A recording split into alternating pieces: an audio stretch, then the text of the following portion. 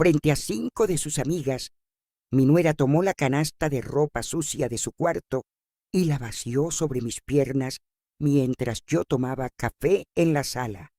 «Para eso le damos techo gratis», dijo, y todas se rieron. Ninguna de ellas sabía que esa casa, hasta el último ladrillo, tenía mi nombre en la escritura. Soy Rosa, tengo 68 años y durante meses guardé silencio. Pero las plantas de mi patio me enseñaron algo que Valeria nunca entendió. Hasta la raíz más pisoteada, un día decide volver a crecer. El sol de la tarde entraba por la ventana de mi cocina, esa misma cocina donde había criado a Daniel, mi único hijo, desde que su padre murió cuando él tenía apenas 9 años. Yo sola saqué adelante esa casa, ese negocio de costura que fundé con una máquina prestada y terminé convirtiendo en un pequeño taller que daba de comer a 3 familias, incluida la mía. Cuando Daniel se casó con Valeria hace 2 años, les ofrecí quedarse conmigo mientras juntaban para su propio departamento. Nunca pensé que esas palabras se convertirían en una condena. Al principio, todo fue cordial. Valeria me llamaba Doña Rosa, con una sonrisa que yo, tontamente, confundí con cariño, pero los meses fueron desgastando esa máscara. Empezó con pequeñas cosas, que si podía lavarle esta blusa porque tenía prisa, que si podía tenerle lista la cena porque llegaba cansada del trabajo, que si podía cuidar a mi nieta Camila un rato, que se convertía en toda la tarde y luego en toda la noche. Yo decía que sí, siempre decía que sí, porque era mi hijo, porque era mi nieta, porque una madre no cuenta las horas que entrega. Pero Valeria empezó a confundir mi generosidad con obligación. Dejó de pedirme las cosas, empezó a exigirlas. «Doña Rosa, ¿ya está la comida?». No era una pregunta, era una orden disfrazada de cortesía. Y yo, que había levantado un negocio sola, que había enterrado a un esposo sin derrumbarme, que había sacado adelante a un hijo con las manos llenas de callos, empecé a sentirme pequeña en mi propia casa. Daniel, mi hijo, veía todo y no decía nada. «Es que está estresada, mamá, dale tiempo». Yo le daba tiempo, le daba todo el tiempo del mundo, mientras el mío se me escapaba entre lavadas de ropa ajena y silencios que dolían más que cualquier grito. Si alguna vez sentiste que en tu propia casa te trataron como una extraña, dele like a este video. Vas a entender exactamente por qué lo digo. Esa tarde, cuando la ropa sucia cayó sobre mis piernas y las risas de esas mujeres llenaron mi sala, algo en mí se quebró, pero no fue un quiebre de debilidad. Fue el sonido exacto de una raíz que después de tanto tiempo bajo tierra, decide que ya es hora de salir a buscar la luz. La ropa sucia se esparció sobre mi falda como una avalancha de humillación. Una blusa de encaje cayó sobre mi taza de café, manchándola de un líquido oscuro que se mezcló con las manchas de sudor y perfume de mi nuera. Sentí el calor subirme por el cuello, esa vergüenza ardiente que conocen quienes han sido humilladas frente a testigos.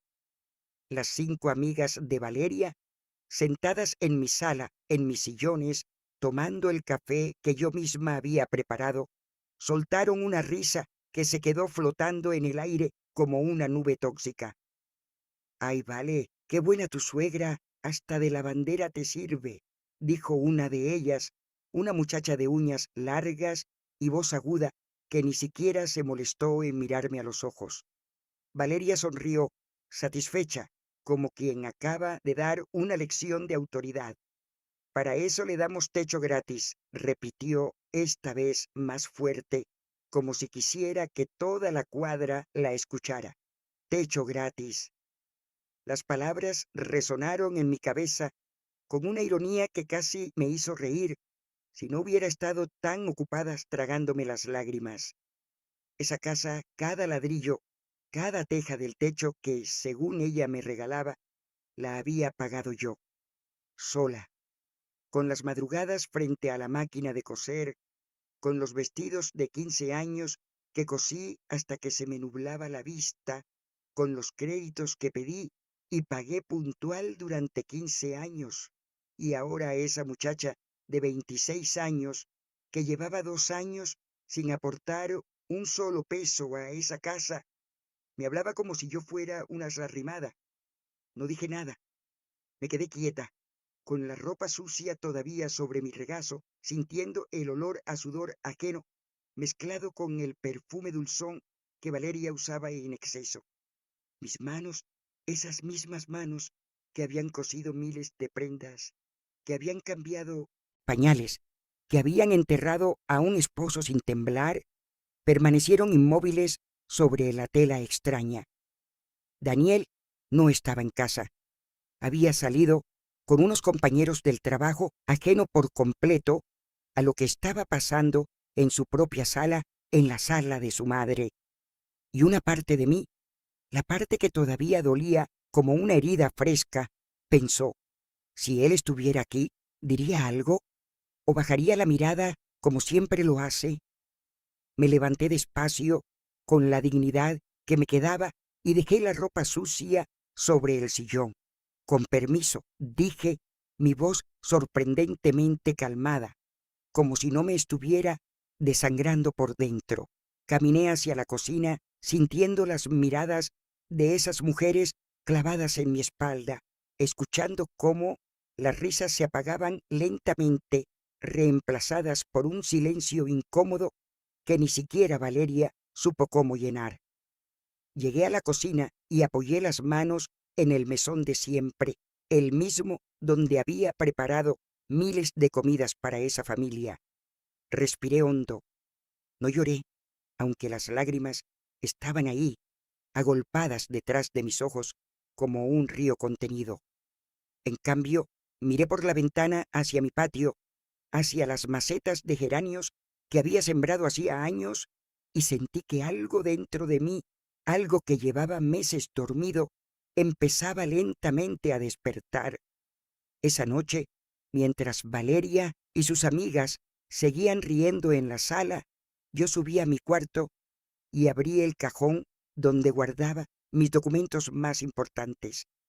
Ahí estaba, esperándome desde hacía años, la escritura de la casa a mi nombre, los papeles del taller de costura también a mi nombre, y un pensamiento, frío y claro como el agua, empezó a formarse en mi mente. Era hora de dejar de ser la sombra en mi propia casa. Al día siguiente, mientras preparaba el desayuno, como cada mañana, escuché a Valeria hablando por teléfono en la sala, sin darse cuenta de que la puerta de la cocina estaba entreabierta. Sí, amiga, ya te digo, la vieja no va a durar mucho más aquí sola. Está bien que nos cuide a Camila, pero ya hay que pensar en el futuro. Daniel dice que la casa algún día será de nosotros de todos modos. ¿Para qué esperar tanto? Sentí que el piso se movía bajo mis pies. Apreté el mango de la cuchara de madera con la que revolvía los frijoles hasta que los nudillos se me pusieron blancos.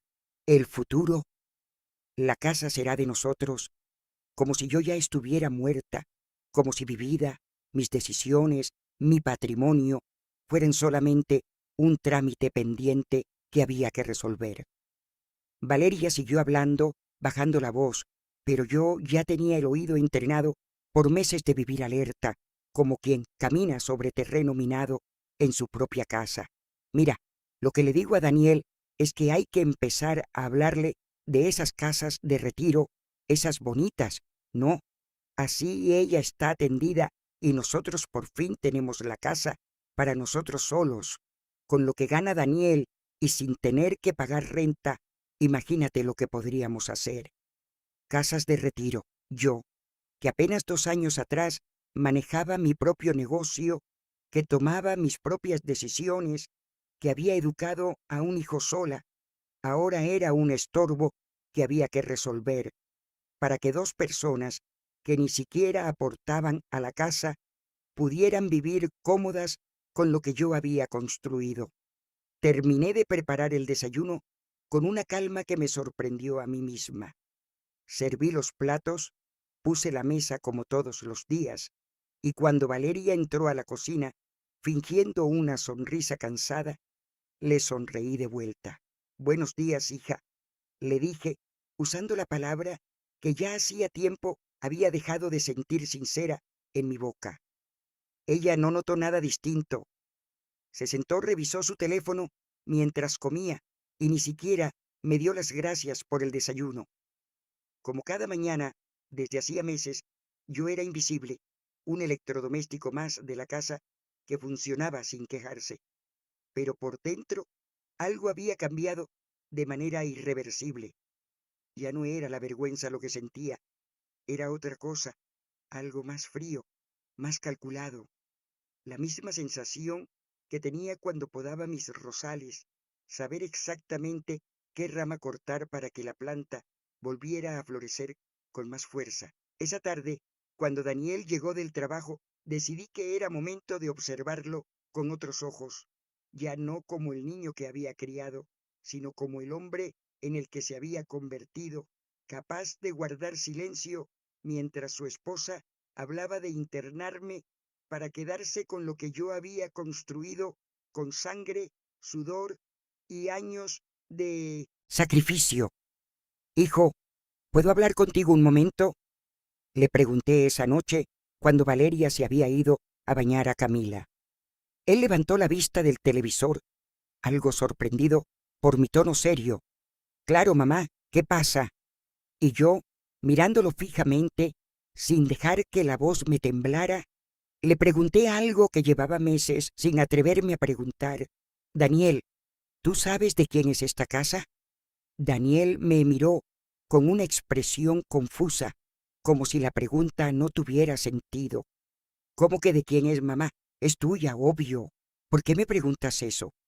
Su respuesta, tan simple, tan directa, me dolió más de lo que esperaba, porque si él lo sabía, si nunca había dudado de que la casa era mía, entonces las palabras de Valeria no eran un malentendido, eran una estrategia que se estaba construyendo a mis espaldas, con la complicidad silenciosa de mi propio hijo. Lo pregunto porque ayer escuché a Valeria hablando por teléfono.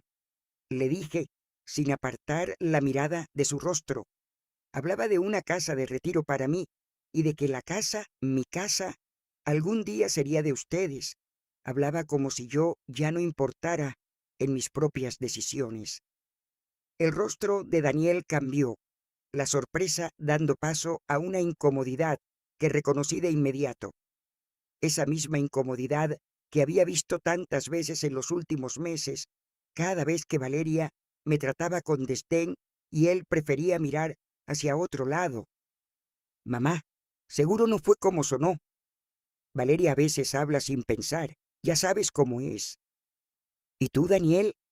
¿Tú también piensas que ya es momento de que tu madre se vaya a una casa de retiro para que ustedes puedan quedarse con todo esto más cómodamente?»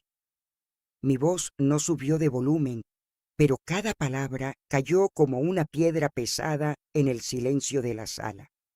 Él bajó la mirada y ese gesto, ese simple gesto de no poder sostenerme la mirada, me dijo más de lo que cualquier respuesta pudiera decirme.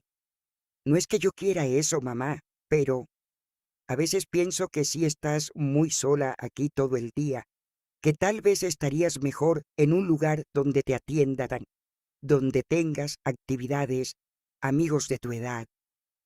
Sentí una risa amarga subir por mi garganta, pero la contuve. «Daniel, yo no estoy sola porque quiera estarlo. Estoy sola porque tu esposa me convirtió en la sirvienta de esta casa y tú se lo permitiste. Yo tenía un negocio, tenía clientas, tenía amigas con las que salía los domingos. Dejé todo eso para cuidar a tu hija mientras ustedes trabajaban, para tener la comida lista cuando llegaban cansados. ¿Y ahora la solución es sacarme de mi propia casa?». Silencio, un silencio denso, cargado de verdades que ninguno de los dos había querido decir en voz alta durante meses. Daniel abrió la boca para responder, pero en ese momento Valeria bajó las escaleras con Camila ya bañada y en pijama, interrumpiendo la conversación con esa oportunidad que solo ella parecía tener, la de aparecer justo quiebra cualquier momento de claridad. ¿De qué hablan tan serios?, preguntó, mirándonos con una sonrisa que ya no me engañaba. Daniel, como siempre, buscó la salida fácil. De nada, amor, cosas del trabajo. Y yo, mirándolo por última vez esa noche con una decepción que se asentaba lentamente en mi pecho, entendí algo con total claridad. Si quería recuperar mi lugar en esa casa, no podía contar con que mi hijo lo hiciera por mí.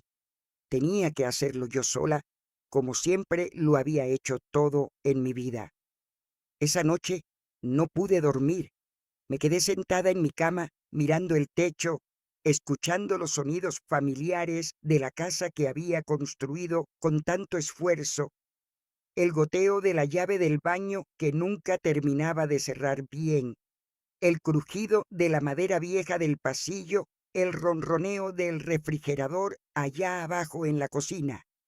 Sonidos que conocía de memoria, sonidos que eran míos y que ahora sentía amenazados por una pareja que hablaba de mi vida como quien negocia una propiedad en venta. A la mañana siguiente, apenas Daniel salió al trabajo y Valeria se llevó a Camila a la guardería. Tomé mi bolso y salí de la casa con un destino claro. La casa de mi comadre Lucía, mi amiga de toda la vida, la única persona con la que todavía mantenía contacto fuera de las paredes que Valeria había convertido en mi prisión dorada. Lucía había sido mi vecina durante 20 años, antes de mudarse al otro lado de la ciudad con su hija. Trabajaba como asistente en un despacho de abogados y aunque llevábamos meses sin vernos por mi encierro voluntario en labores domésticas, en cuanto abrió la puerta y vio mi cara, supo que algo andaba mal. Rosa, por Dios, ¿qué te pasa? Te ves como si hubieras visto un fantasma.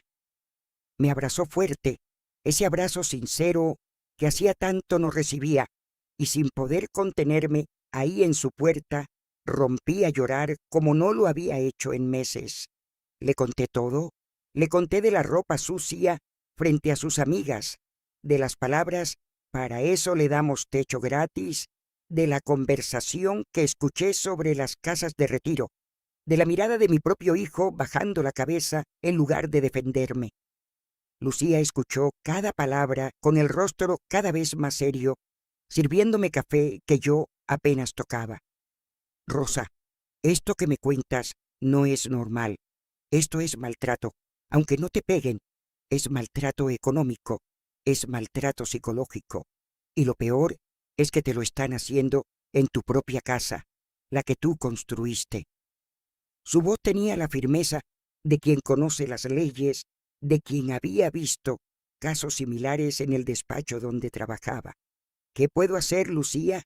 No quiero pelearme con mi hijo, no quiero destruir a mi familia, pero tampoco puedo seguir viviendo así, sintiéndome una extraña en mi propia casa. Las palabras me salieron con una mezcla de dolor y determinación que hasta por a mí me sorprendió. Lucía se quedó pensando un momento, removiendo su café con una lentitud calculada. Mira, Rosa, lo primero que tienes que hacer es documentar todo. Cada humillación, cada exigencia, cada comentario. Y lo segundo, necesitas hablar con un abogado, no para pelear, sino para entender bien tus derechos sobre esa casa y ese negocio.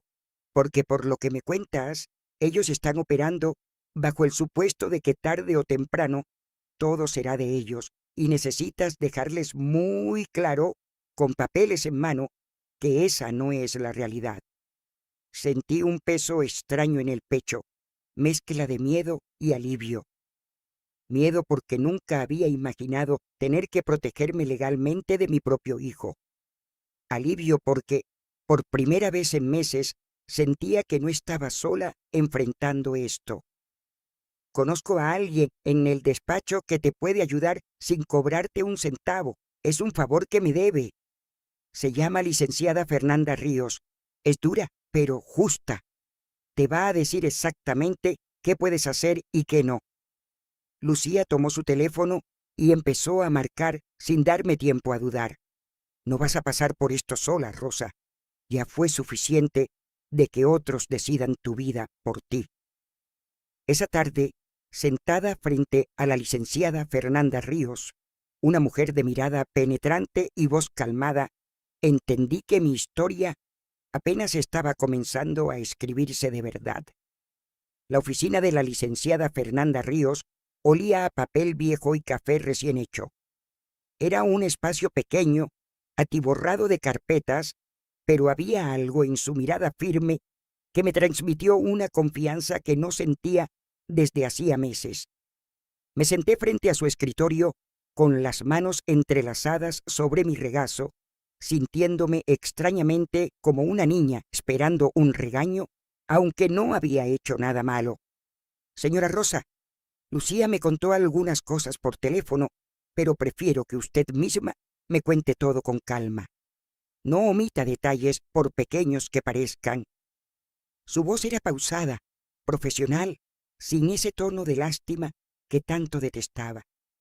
Y así, por segunda vez en ese día, volví a narrar mi historia completa: la boda de Daniel, la promesa de que Valeria y él se quedarían solo un tiempo, los meses convirtiéndose en años, las exigencias disfrazadas de peticiones, la ropa sucia sobre mis piernas y finalmente la conversación que escuché sobre internarme en una casa de retiro. Fernanda tomaba notas sin interrumpirme, su bolígrafo deslizándose sobre el papel con una velocidad que delataba experiencia. Cuando terminé, se quitó los lentes y me miró directamente. Señora Rosa, quiero que entienda algo con total claridad. Usted no está haciendo nada malo al protegerse. La casa está a su nombre, el negocio de costura también. Según me dice, legalmente, usted no les debe nada a su hijo y su nuera. Lo que ellos están haciendo, hablar de sus bienes como si ya fueran de ellos, presionarlas psicológicamente, tratarla como servidumbre, tiene un nombre: violencia patrimonial y psicológica contra personas mayores, y es un delito. Sentí un escalofrío recorrerme la espalda al escuchar la palabra delito. Nunca había pensado en lo que vivía en esos términos tan duros, tan legales.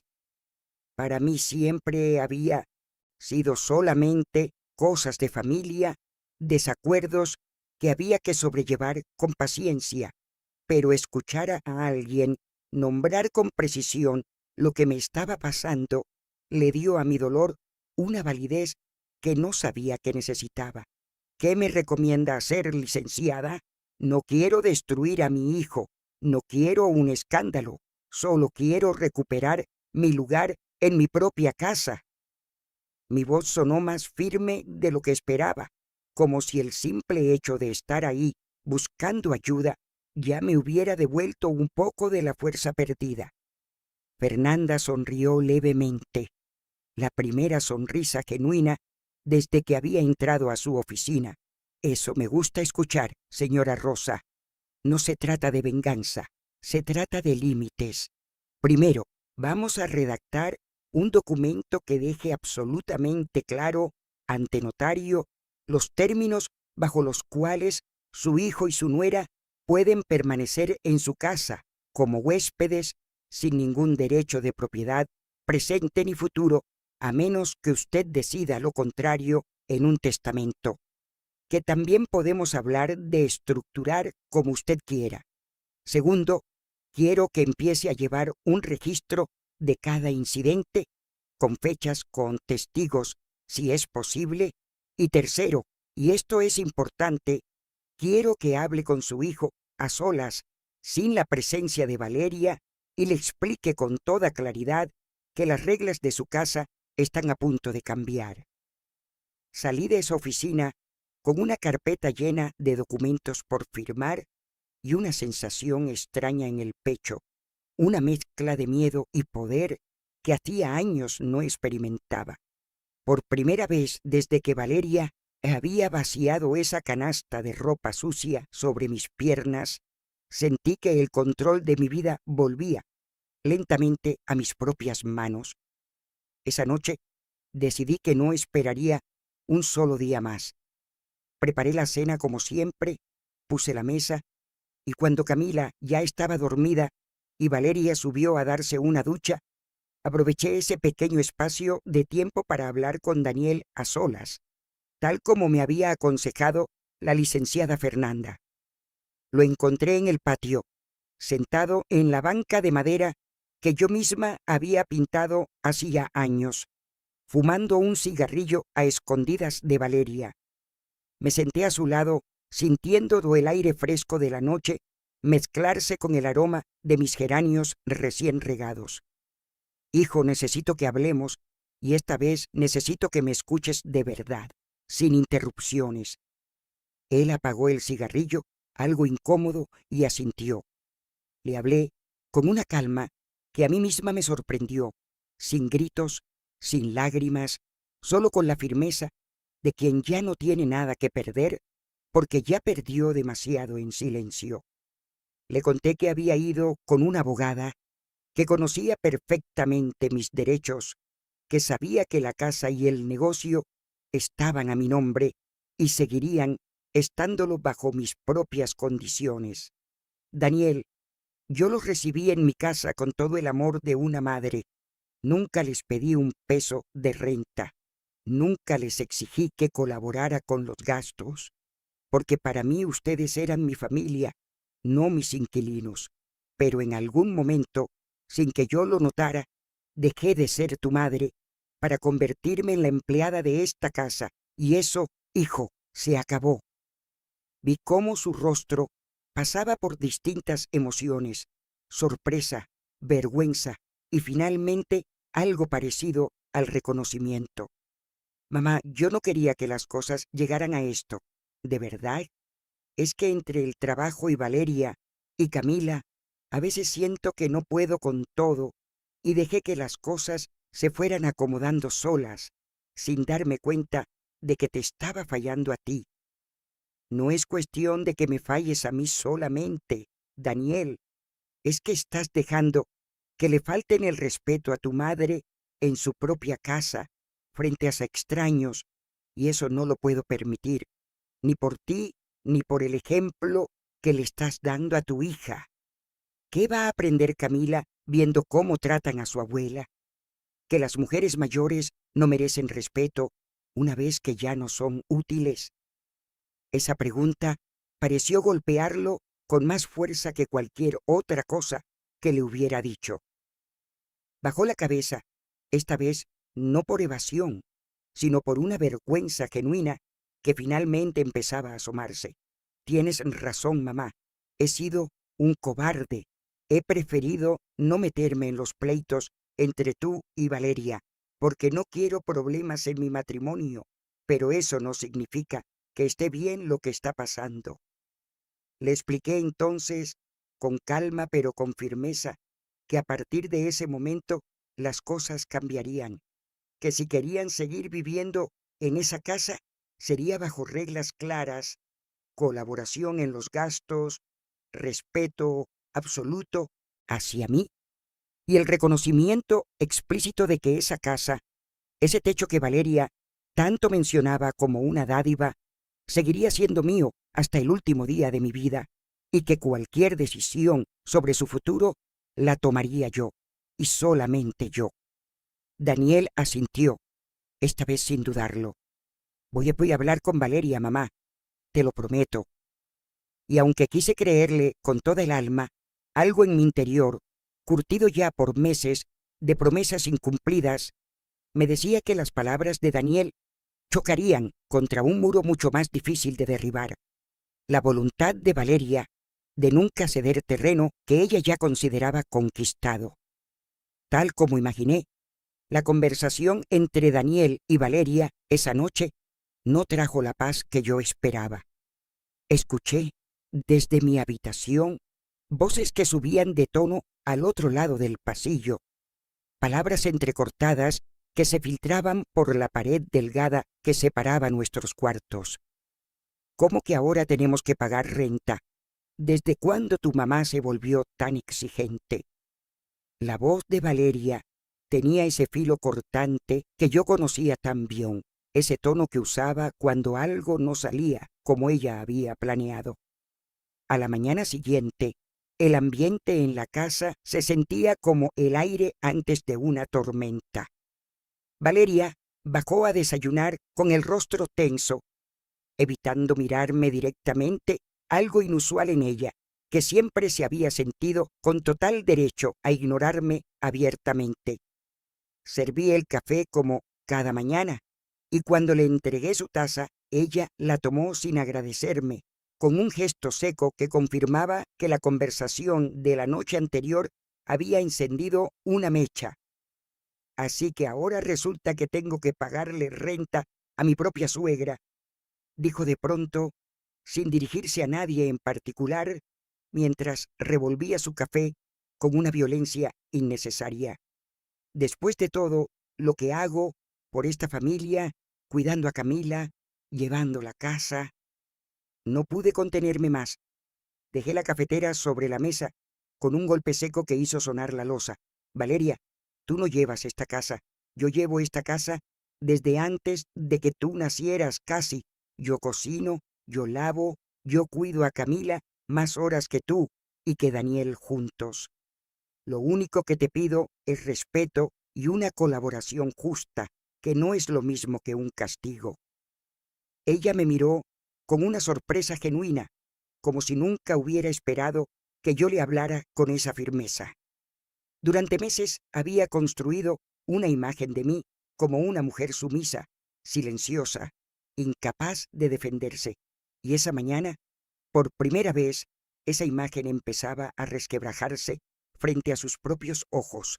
No puedo creer que Daniel te haya dado la razón en esto, murmuró, su voz cargada de resentimiento.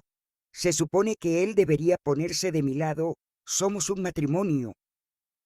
Daniel se puso del lado de la verdad, Valeria, que es distinto a ponerse de mi lado o del tuyo. Y la verdad es que durante 2 años has vivido en mi casa sin aportar nada, tratándome como si fuera tu empleada, y hasta te atreviste a hablar de meterme en un asilo para quedarte con lo que a mí me costó toda una vida construir. Eso lo escuché con mis propios oídos, Valeria, así que no finjas sorpresa.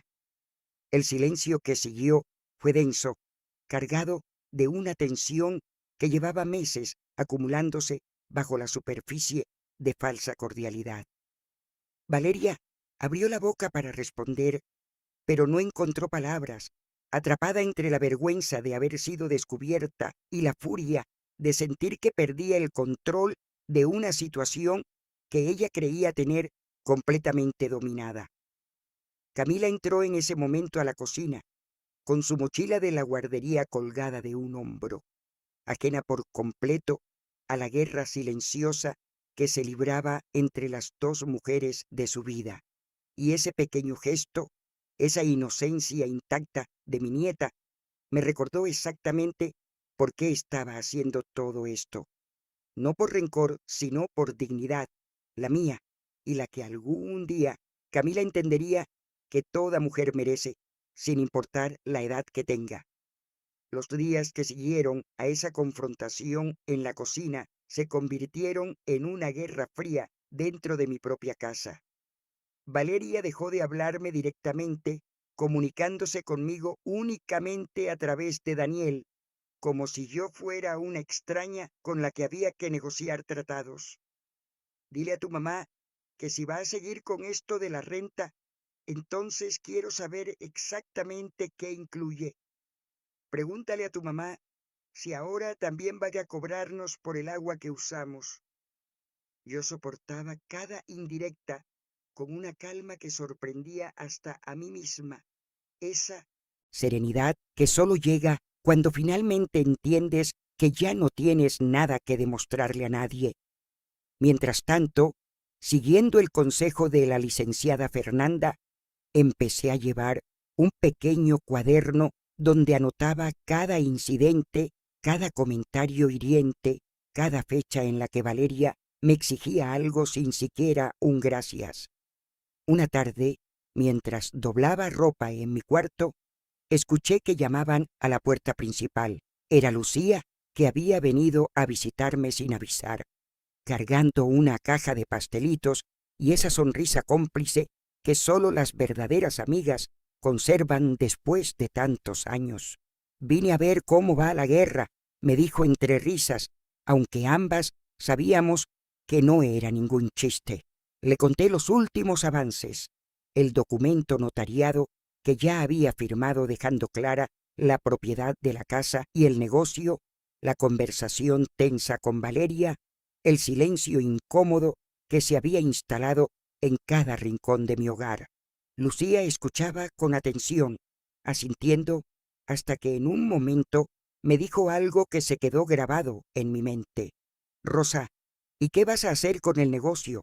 Porque me contaste que antes de todo esto tenías clientas, tenías un taller funcionando. ¿Por qué no lo retomas?» La pregunta me tomó desprevenida. Había estado tan concentrada en defender mi casa, en poner límites, que había olvidado por completo la otra parte de mi vida, que Valeria había ido apagando poco a poco. Mi taller de costura, mi independencia, mi propósito.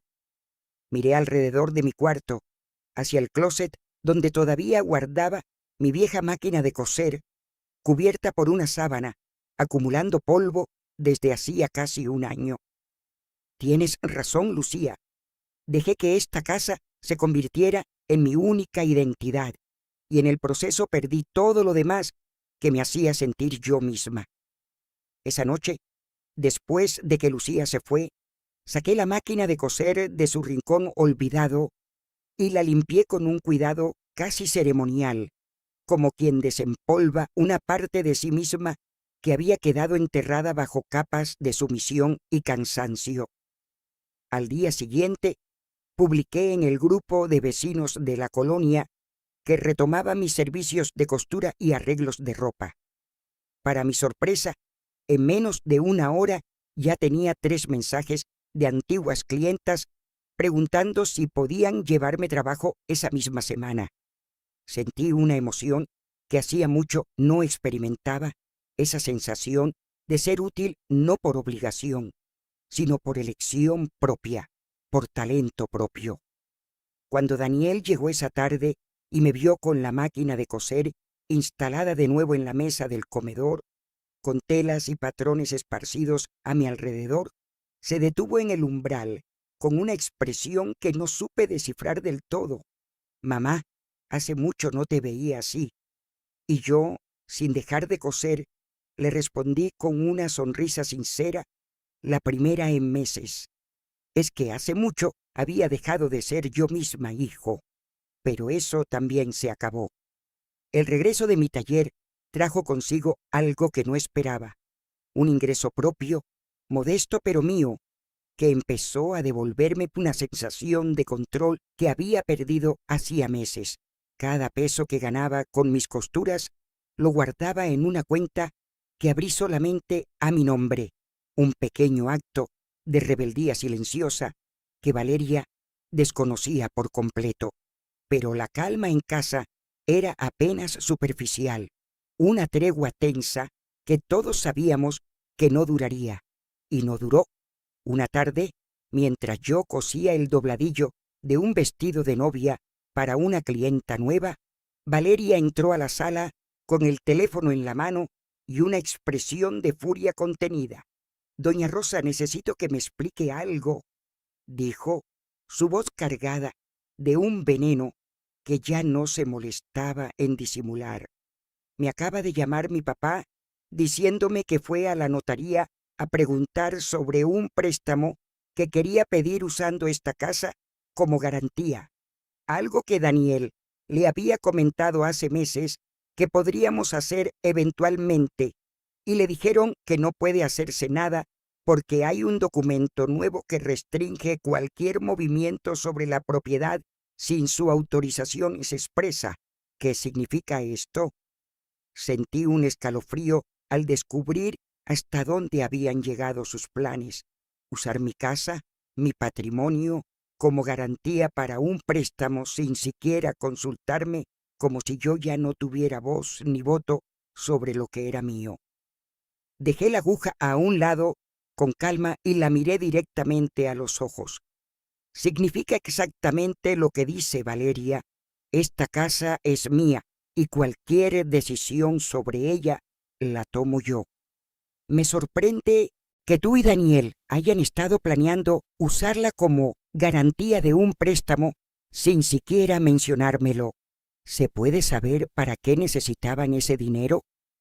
Ella titubeó y esa vacilación me confirmó que había mucho más detrás de esa pregunta de lo que estaba dispuesta ya a admitir.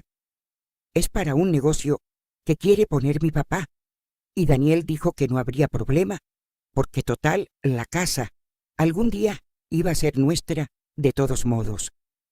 Ahí estaba de nuevo esa certeza absoluta de que mi vida, mi muerte, mi patrimonio eran solamente detalles pendientes de resolver a su conveniencia.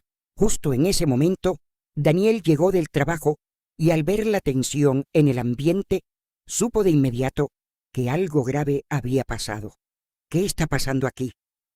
Valeria se giró hacia él, señalándome con el dedo como si yo fuera la culpable de todo. Tu mamá bloqueó el préstamo para el negocio de mi papá. Puso una restricción en la escritura sin decirnos nada. Daniel me miró, y por primera vez en mucho tiempo no vi en sus ojos ese reflejo automático de defender a Valeria sin cuestionar nada. Mamá, ¿es cierto eso? Asentí con calma. Es cierto, hijo, y lo hice porque una abogada me advirtió que ustedes podrían intentar algo así. Y no me equivoqué. ¿Sabías tú de este plan de usar mi casa como garantía para el negocio del papá de Valeria? El silencio de Daniel fue toda la respuesta que necesitaba. Bajó la cabeza, y Valeria, al ver que su esposo no salía en su defensa con la contundencia que esperaba, explotó. No puedo creer que estés dejando que tu mamá nos controle así. Esta casa también es nuestra vida, Daniel, no solo de ella. Esta casa es de mi madre, Valeria, dijo Daniel finalmente, con una firmeza que no le había escuchado en meses, y ya fue suficiente de que tú decidas cosas a sus espaldas usando lo que es de ella. Vi en el rostro de Valeria una mezcla de incredulidad y furia. La primera grieta real en el control que había ejercido sobre esa casa y sobre mi hijo durante tanto tiempo. El estallido de Valeria esa tarde fue el principio del fin de su reinado silencioso en mi casa. Esa misma noche, después de que Camila se durmiera, Daniel subió a mi cuarto y se sentó en el borde de mi cama, algo que no hacía desde que era adolescente.